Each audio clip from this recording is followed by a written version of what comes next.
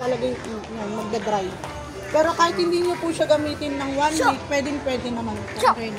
Opo. Yung kasi yung kahinaan ng printer. Yes, ma'am. 1 week lang yung maximum niya. Kahit hindi naman 1 week, sir. Kahit Okay, enough. Okay, enough. May scan. Yung malapit dito. kahit 20 po. Ito, ma'am, may stop siya. Enough. 9,000 po.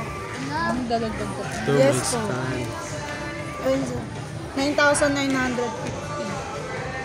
Wait talaga. Walang yellow sa ano, no? Walang yellow. Ito, ang scan lang yung nadagdag sa kanya. Scan, tsaka ano po siya, may 1 LCD po. 1 line LCD. Ibig sabihin po, no, pwede mo siyang makikita mo na dito kung ilang quantity yung makaka-scan niyo po. Tapos kung paano niyo po iyan yung manual na enlarge tsaka reduce sa quality ng pagkain. Opo. Ano, wireless connectivity siya din, ma'am.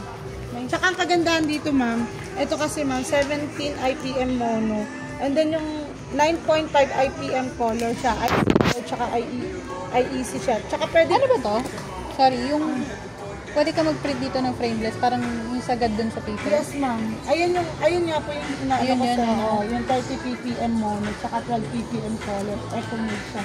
And then pwede din siya sa Apple Air print po. Pwede siya sa mga tawag dito, Apple devices. Kahit MacBook, mga Mac laptop, pwede po siya. Nakaka-connect siya. Ito yun, ma'am. Opo.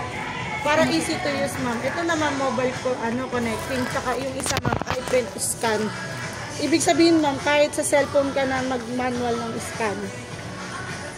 Paano? Sa camera? Hindi po. Yung, di ba may application po tayo?